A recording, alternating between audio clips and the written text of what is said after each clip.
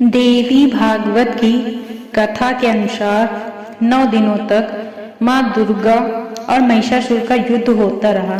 10वें दिन माँ दुर्गा ने भगवान शिव प्रदत्त त्रिशूल से महिषासुर का वध कर दिया था।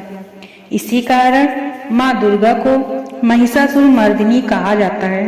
आइए जानते हैं कि महिषासुर को मारने के लिए क्यों लेना पड़ा था माँ दुर्गा को अवतार।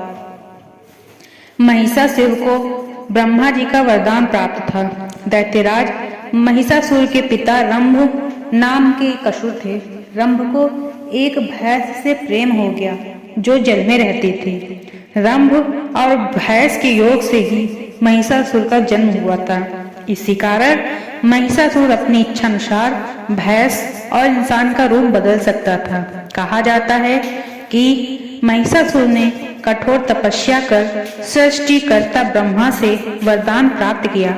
ब्रह्मदेव ने वरदान दिया कि उस पर कोई भी देवता और दानव विजय प्राप्त नहीं कर पाएगा। ब्रह्मदेव से वरदान मिलने के बाद महिषासुर स्वर्गलोक पर उत्पात मचाने लगा। एक दिन महिषासुर ने स्वर्ग पर आक्रमण कर दिया।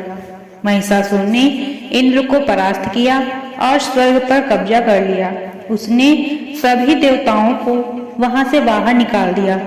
सभी देवगण इससे परेशान होकर त्रिमूर्ति ब्रह्मा, विष्णु और महेश के पास गए और अपनी समस्या बताई। लेकिन ब्रह्मा जी के वरदान के कारण स्वयं ब्रह्मा, विष्णु और महेश भी महिषासुर को हरा नहीं सकते थे। अंततः महिषासुर को मारने के लिए सभी देवताओं ने माँ दुर्गा का सृजन किया। त्रिदेवों के शरीर से शक्ति पुंज निकलकर एकत्रित हुआ। इस शक्ति पुंज ने माँ दुर्गा का रूप धारण कर लिया। सभी देवताओं ने माँ दुर्गा को अपनी अपनी शक्ति और अस्त्र शस्त्र प्रदान किए। माँ दुर्गा ने महिषासुर से लगातार 9 दिनों तक युद्ध किया और 10वें दिन उसका वध कर दिया। यही कारण है कि हिंदू धर्म में 9 दिनों तक दुर्गा पूजा मनाई जाती है। वहीं 10वें दिन को विजयादशमी के नाम से जाना जाता है। महिषासुर के मर्दन के कारण माँ दुर्गा का नाम महिषासुर मर्दिनी पड़ा था। जय माँ भवानी।